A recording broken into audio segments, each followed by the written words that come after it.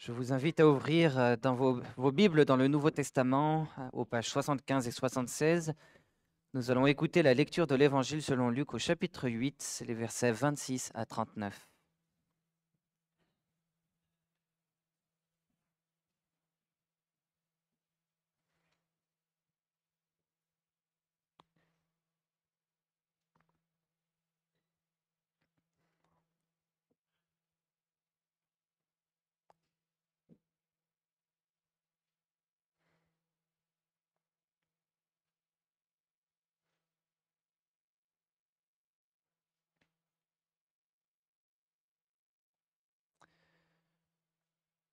Dans ce passage, il est question de Jésus et de ses disciples. Écoutons la bonne parole du Seigneur.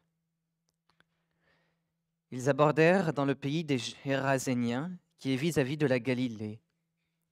Lorsque Jésus fut descendu à terre, il vint au-devant de lui un homme de la ville qui avait en lui plusieurs démons. Depuis assez longtemps, il ne portait pas de vêtements et il ne demeurait pas dans une maison, mais parmi les tombes. Voyant Jésus, il poussa un cri, tomba à ses pieds et dit d'une voix forte, « Que me veux-tu, Jésus, fils du Dieu très haut? Je t'en supplie, ne me tourmente pas. » Car Jésus commandait à l'esprit impur de sortir de cet homme dont il s'était emparé depuis longtemps. On le gardait lié de chaînes et les fers aux pieds, mais il rompait ses liens et était poussé par le démon dans les déserts. Jésus lui demanda, « Quel est ton nom? » Légion, répondit-il, car plusieurs démons étaient entrés en lui. Et il suppliait Jésus pour qu'il ne leur ordonne pas d'aller dans l'abîme. Il y avait là un troupeau considérable de pourceaux qui paissaient sur la montagne. Et les démons suppliaient Jésus pour qu'il leur permette d'entrer dans ces pourceaux. Il le leur permit. Les démons sortirent de cet homme, entrèrent dans les pourceaux, et le troupeau se précipita du haut de l'escarpement dans le lac et se noya.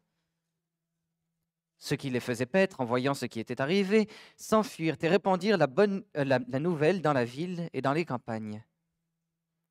Les gens allèrent voir ce qui est arrivé. Ils vinrent auprès de Jésus et ils trouvèrent l'homme de qui étaient sortis les démons, assis à ses pieds, vêtu et dans son bon sens. Et ils furent saisis de crainte. Ceux qui avaient vu ce qui s'était passé leur racontèrent comment le démoniaque avait été délivré. En foule, tous ceux de la région des Géraséniens demandèrent à Jésus de s'éloigner d'eux, car ils étaient saisis d'une grande crainte. Jésus monta dans la barque et s'en retourna. L'homme de qui étaient sortis les démons lui demandait instamment de pouvoir rester avec lui. Mais Jésus le renvoya en disant, « Retourne dans ta maison et raconte tout ce que Dieu t'a fait. » Il s'en alla et publia par toute la ville tout ce que Jésus avait fait pour lui. Prions ensemble.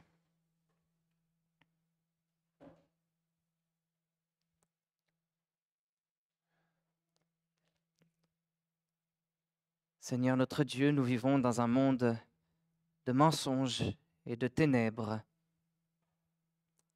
un monde où nous sommes constamment oppressés par nos ennemis et en particulier par notre ennemi spirituel, le diable. Nous te remercions pour ta parole qui est une lumière dans nos ténèbres, qui est vérité dans le mensonge. Seigneur notre Dieu, instruis-nous par ta vérité, sanctifie-nous par ta vérité, libère-nous par ta vérité. C'est en Jésus-Christ que nous te le demandons. Amen.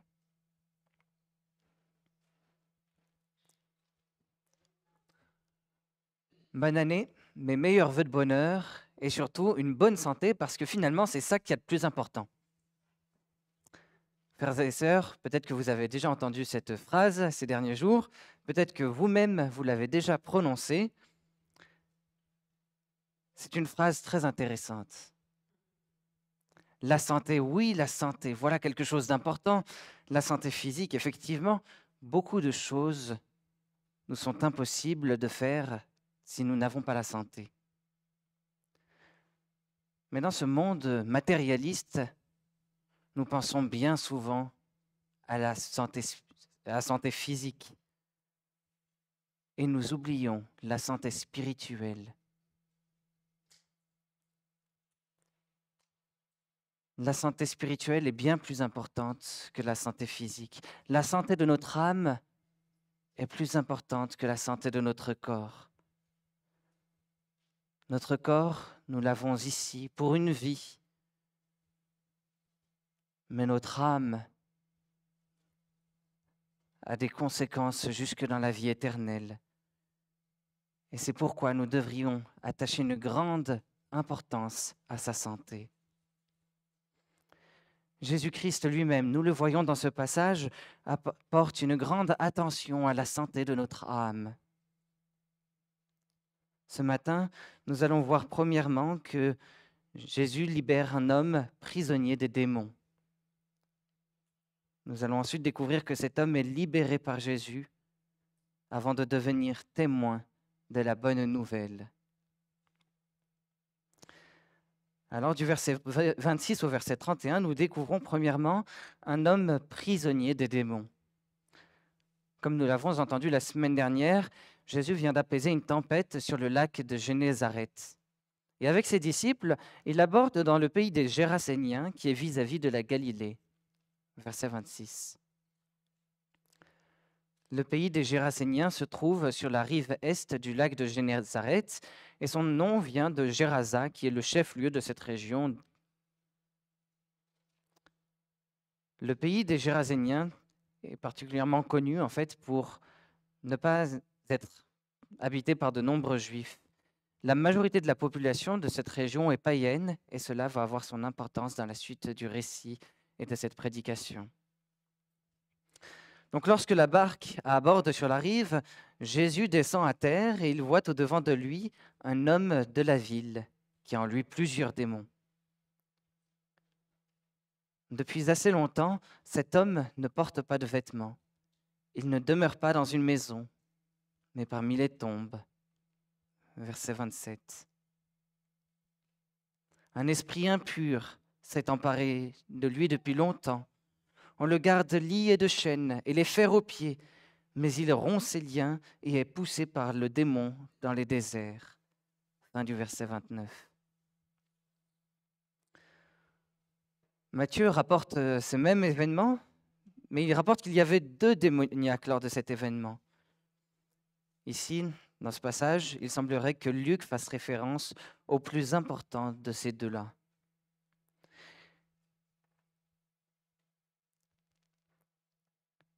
Cet homme est particulièrement redoutable, violent. Il est même si redoutable que personne n'ose passer par là. Matthieu 8, verset 28. Et Marc ajoute qu'il a sa demeure dans les tombeaux. Personne ne peut plus le lier, même avec une chaîne. Car souvent, il a les fers aux pieds et il est lié de chaînes. Mais il rompt les chaînes et il brise les fers, et personne n'a la force de le dompter. Il est sans cesse, nuit et jour, dans les tombes et sur les montagnes, criant et se meurtrissant avec des pierres. Marc 5, versets 3 et 5. Quel homme misérable, quel homme meurtri, blessé par cet esprit impur qui le possède. À cause de ce démon qui est en lui, cet homme se fait du mal à lui-même, du mal physiquement, du mal moralement et du mal spirituellement. Et ce qui est impressionnant avec cet homme, c'est qu'il vit même au milieu des tombes. Finalement, à cause de cet esprit impur dont il est prisonnier, cet homme est comme mort. Quelle triste situation. Quelle désolation. Cet homme que Jésus rencontre est presque dans la pire condition que l'on puisse l'imaginer. Il est nu, il est solitaire, violent. Et au fond de lui, il est mort. De la même manière, nous aussi, dans notre misère, nous pouvons nous reconnaître dans sa situation. Cet homme n'est probablement pas juif, probablement païen, donc probablement qu'il n'a pas grandi dans l'Église de Dieu. Peut-être connaissez-vous, vous aussi, des personnes qui n'ont pas grandi dans l'Église de Dieu, des personnes qui sont en proie au diable, des personnes qui sont prisonnières de leurs propres démons. Elles les ont peut-être consultés à travers des actes magiques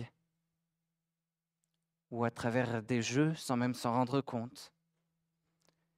Et maintenant, ils n'arrivent plus à dormir, ou ils font des crises et personne n'arrive à savoir d'où viennent ces crises. Des personnes qui sont peut-être prisonnières des démons. L'apôtre Paul explique que cette situation existe bien chez les païens, chez les non-chrétiens. Il en parle dans sa lettre aux Éphésiens en disant « Vous étiez morts par vos fautes et par vos péchés, dans lesquels vous marchiez autrefois selon le cours de ce monde, selon le prince de la puissance de l'air, cet esprit qui agit maintenant dans les fils de la rébellion. » Éphésiens chapitre 2, versets 1 et 2. Ce prince de la puissance de l'air, c'est Satan. Et tous les chrétiens, tous les non-chrétiens, qu'ils en ont conscience ou non, sont esclaves de ce prince, de ce démon.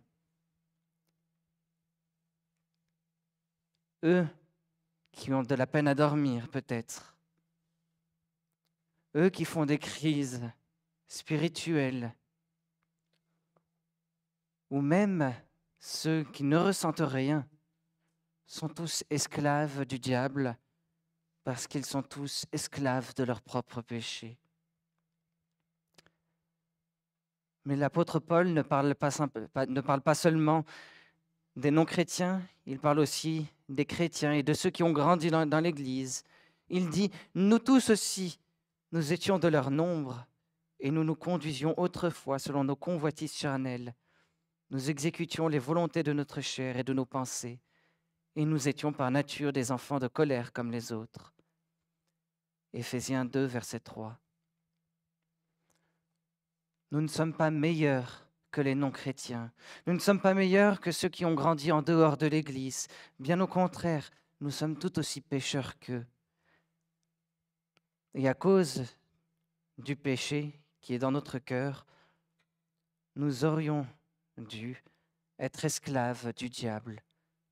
Et peut-être qu'aujourd'hui encore, vous sentez l'influence des démons autour de vous, dans votre entourage, dans les circonstances que vous traversez. Nous pouvons tous nous reconnaître dans la situation de cet homme démonisé dont parle Luc.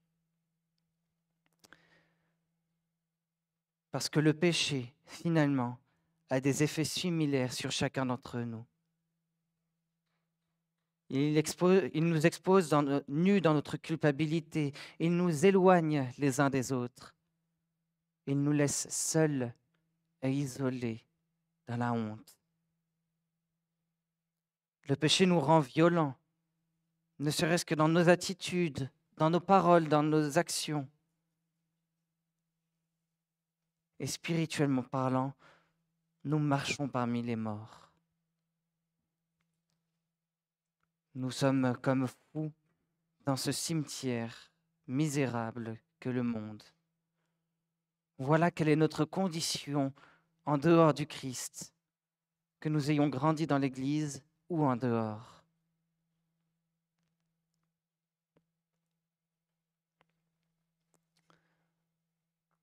Cet homme démonisé, voyant Jésus, pousse un cri. Il tombe à ses pieds et il dit d'une voix forte, « Que me veux-tu, Jésus, fils du Dieu très haut? Je t'en supplie, ne me tourmente pas. » Car Jésus commande à l'esprit impur de sortir de cet homme. Verset 28 et début de verset 29. Dans sa détresse, l'homme démonisé cherche un secours auprès de Jésus. Ne manquons pas de remarquer que ce démoniaque se prosterne devant Jésus et le reconnaît comme Jésus, fils du Dieu très haut. Et ce qu'il faut remarquer ici, c'est que ce sont les démons qui parlent à travers lui. Les démons, à travers cet homme démonisé, ne tombent pas en signe de révérence, mais plutôt en signe d'obéissance devant Jésus. Ils savent qui est Jésus. Ils connaissent la puissance de Jésus lorsqu'ils sont en sa présence.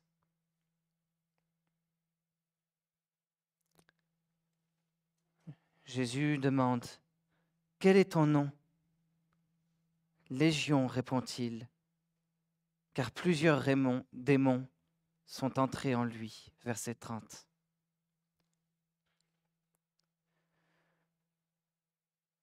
À l'époque du Nouveau Testament, une légion désignait une petite armée de 6 000 hommes auxquels pouvaient s'ajouter 120 cavaliers. C'était une unité de l'armée romaine, une unité importante. Et parce qu'il y avait tellement d'hommes et de soldats dans ce groupe d'armée, le mot légion était utilisé symboliquement pour désigner un nombre indéfiniment grand. Cet homme est possédé par de multiples démons, par une armée de démons, et il ne peut résister face à cette oppression. Il en devient prisonnier. Et tous ces démons, ensemble, qui reconnaissent que Jésus est le Fils de Dieu, le Dieu Tout-Puissant, ils supplient Jésus pour qu'il ne leur ordonne pas d'aller dans l'abîme. Verset 8, 31. Chapitre 8, le verset 31.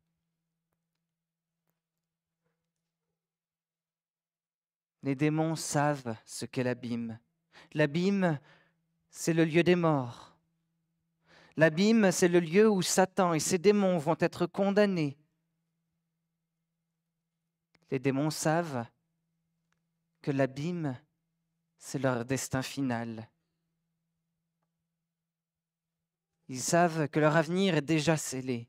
Ils savent qu'un jour, ils seront jetés dans un lieu de terribles tourments, de tourments éternels. Les démons de cet homme reconnaissent que Jésus est Dieu, qu'il est tout-puissant, et ils reconnaissent aussi que leur défaite est déjà actée. Certaines personnes ne croient peut-être pas à l'enfer aujourd'hui. Peut-être que vous ne croyez pas à l'enfer, mais les démons, eux, y croient. Nous devrions donc croire à cette destinée. Et nous devrions nous repentir avant qu'il ne soit trop tard pour nous, comme c'est déjà le cas pour les démons. Dans notre situation de prisonnier des démons, nous devrions nous repentir et aller chercher du secours auprès de Jésus. Dans les versets 32 à 35, nous découvrons deuxièmement que cet homme est libéré par Jésus.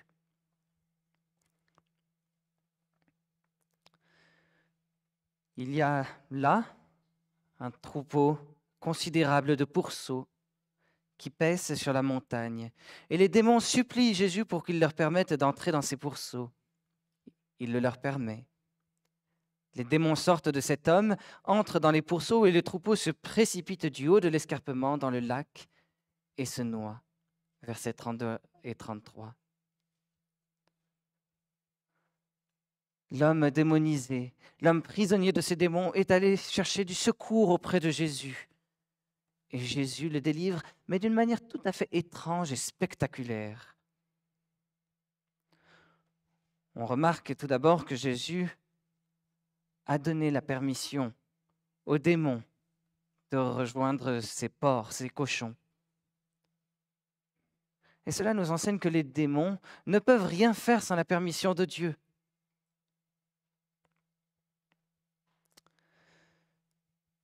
Alors, il faut reconnaître que pour certaines personnes, cela va être tout à fait choquant de voir plus de 2000 cochons, selon Marc, mourir dans un précipice. Des associations comme PETA, par exemple, vont trouver cette action terriblement violente, choquante. Et d'ailleurs, le célèbre philosophe britannique Bertrand Russell a écrit un livre intitulé « Pourquoi je ne suis pas chrétien », dans lequel, en fait, il parle de cet accident. Et il écrit « Je pense aux cochons de Gadara. Il n'était certainement pas très gentil pour les cochons de mettre les démons en eux et de les faire dévaler la colline jusqu'à la mer. Vous devez vous rappeler que Jésus était tout-puissant et qu'il aurait pu faire disparaître les démons, mais il a choisi de les envoyer dans les ports. Je n'ai pas l'impression que, en matière de sagesse, en matière de vertu, le Christ se situe à un niveau aussi élevé que d'autres personnages connus de l'histoire. Voilà donc ce qu'écrit Bertrand Russell à ce sujet-là. Alors comment répondre à cette critique? Et comment répondre aux associations de défense pour les droits des animaux?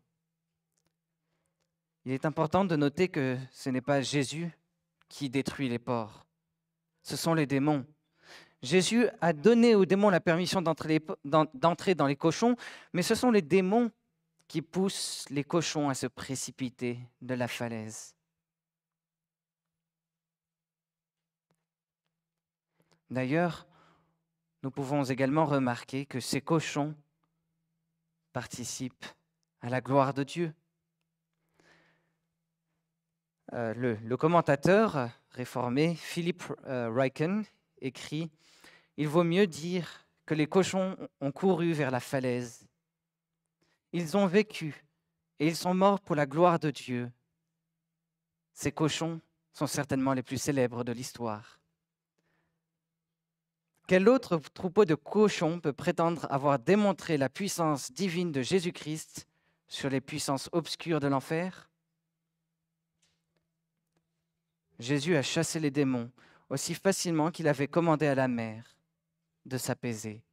Il est le maître du monde naturel, avec la tempête et la mer apaisée, et du monde surnaturel, en chassant les démons. Pour le prouver, il a permis aux démons d'entrer dans les ports, et de cette manière, tout le monde pouvait être témoin de ce qui s'était passé dans le monde invisible des esprits. Jésus a délivré un homme de ces démons. Les porcs étaient un élément essentiel de la démonstration de l'ampleur du miracle qui avait eu lieu. À travers ces cochons, Jésus-Christ manifeste sa gloire.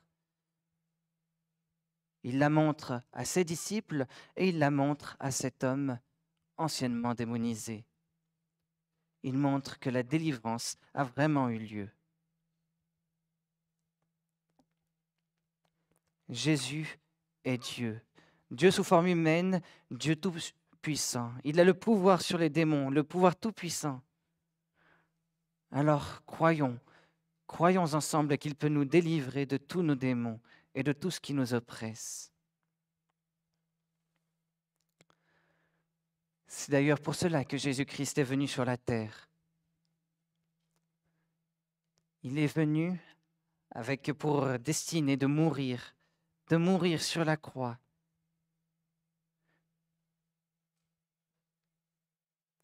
Et sur la croix, il a écrasé par sa mort celui qui détenait le pouvoir de la mort, c'est-à-dire le diable, afin de délivrer tous ceux qui, par la crainte de la mort, étaient toute leur vie retenus dans l'esclavage.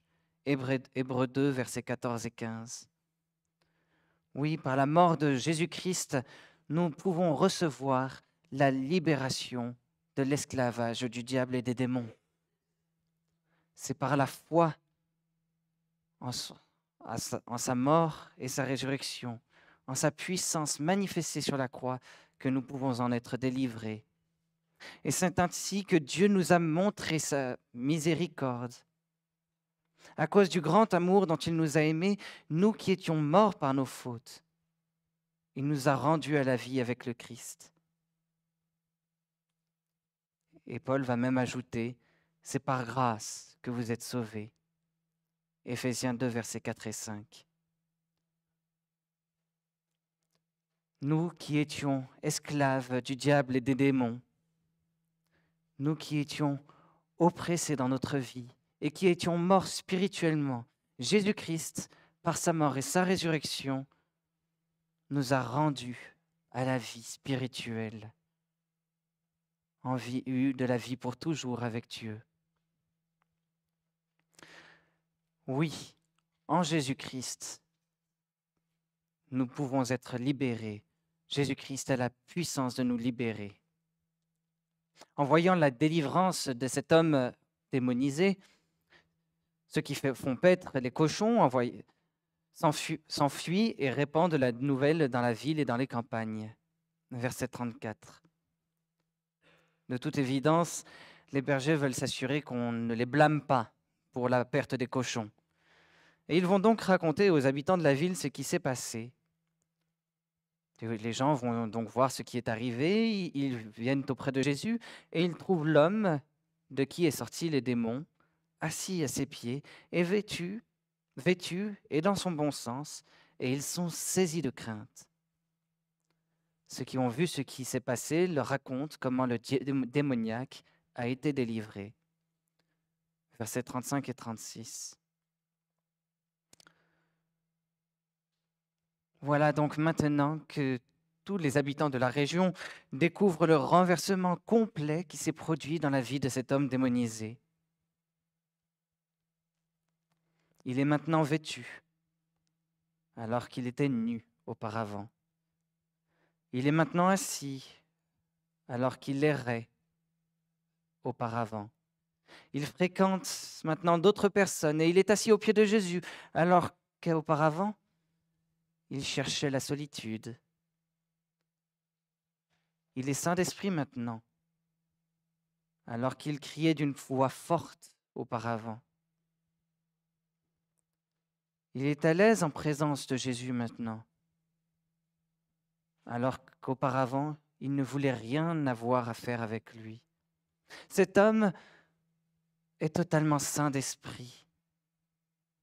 Son âme est apaisée.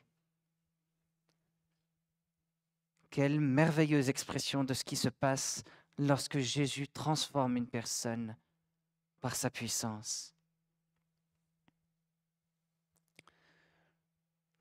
Dans le monde, beaucoup de gens pensent que les chrétiens sont fous.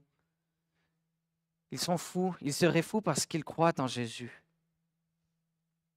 Mais en réalité, ce sont les non-chrétiens qui sont fous. Ce n'est que lorsque les gens deviennent chrétiens par la puissance transformatrice de Jésus-Christ qu'ils sont dans leur bon sens, qu'ils deviennent sages et qu'ils deviennent réellement apaisés. Voilà une merveilleuse image de ce qui se passe au moment du salut. Avons-nous déjà fait l'expérience de cette transformation? Avons-nous déjà goûté à cette paix et à ce bon sens qui nous remplit?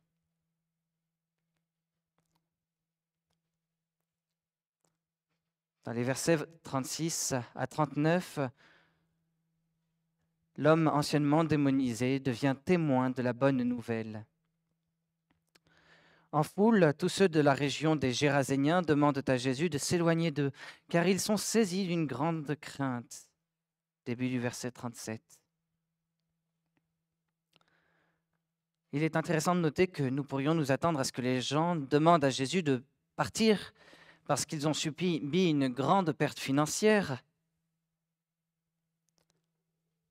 Mais aucun des auteurs de l'Évangile ne le mentionne. La raison qui est invoquée en fait pour annoncer ce départ, c'est qu'ils sont saisis d'une grande crainte.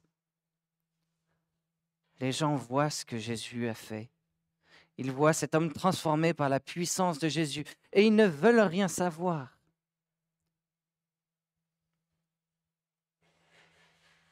on ne peut quand même s'empêcher de remarquer le contraste entre cette crainte des habitants de Gézara et celle des disciples que nous avions vus la semaine dernière. Les disciples, après la tempête apaisée, avaient ressenti une grande crainte devant la puissance de Jésus.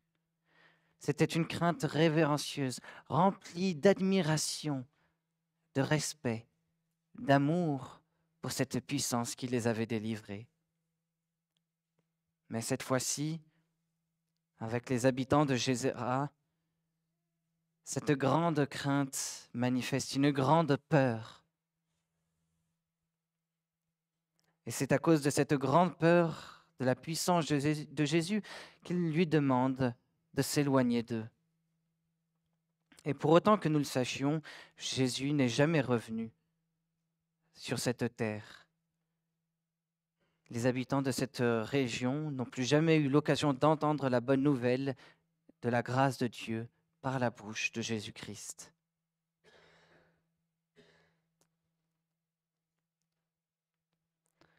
Nous aussi, nous sommes appelés à ressentir une grande crainte, la crainte de Jésus-Christ, de sa puissance. Mais nous ne devrions pas la vivre comme les habitants de Géraza. Nous ne devrions pas avoir peur de la puissance de Jésus-Christ. Au contraire, nous devrions l'admirer avec amour et avec révérence. Nous devrions nous soumettre à Jésus-Christ en lui demandant de nous transformer.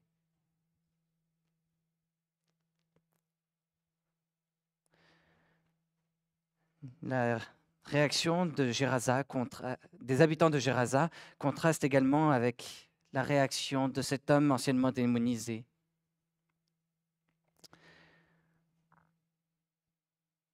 Luc nous montre que Jésus monte dans la barque et s'en retourne, fin du verset 37. Et il s'en retourne vraisemblablement en Galilée, sur la rive occidentale du lac. Mais l'homme de qui est sorti les démons lui demande instamment de pouvoir rester avec lui.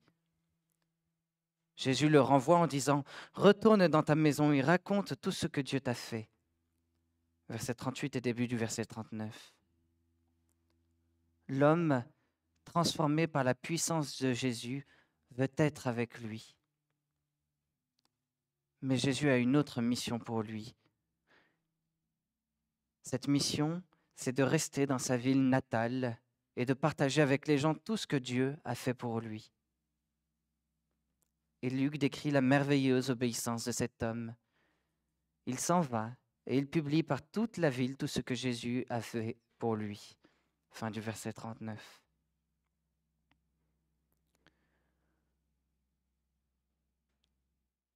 Jésus a dit à cet homme de proclamer tout ce que Dieu a fait pour lui. Et Luc dit ensuite que l'homme s'en va et qu'il proclame dans toute la ville ce que Jésus a fait pour lui. Voilà une belle déclaration de la divinité de Jésus-Christ, annoncée par cet homme anciennement démonisé.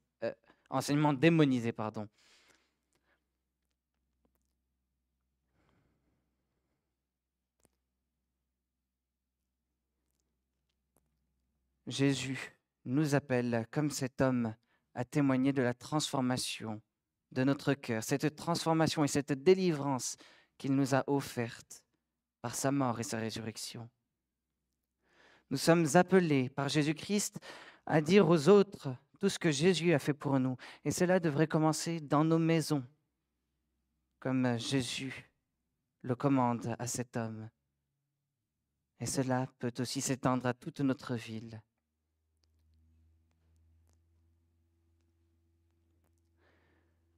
Nous sommes appelés à témoigner de la bonne nouvelle de Jésus-Christ parce que c'est une œuvre bonne. Et c'est ce que l'apôtre Paul lui-même conclut en disant « C'est par la grâce en effet que vous êtes sauvés, par le moyen de la foi. Et cela ne vient pas de vous, c'est le don de Dieu. Ce n'est point par les œuvres afin que personne ne se glorifie, car nous sommes son ouvrage. Nous avons été créés en Christ Jésus pour des œuvres bonnes que Dieu a préparés d'avance afin que nous les pratiquions. Éphésiens 2, versets 8 à 10. Jésus-Christ nous a délivrés de la puissance du diable. Jésus-Christ a fait de nouvelles créatures en lui. Et Jésus-Christ a préparé des œuvres bonnes d'avance. Et ces œuvres bonnes consistent notamment, parmi d'autres choses, à annoncer sa bonne nouvelle autour de nous.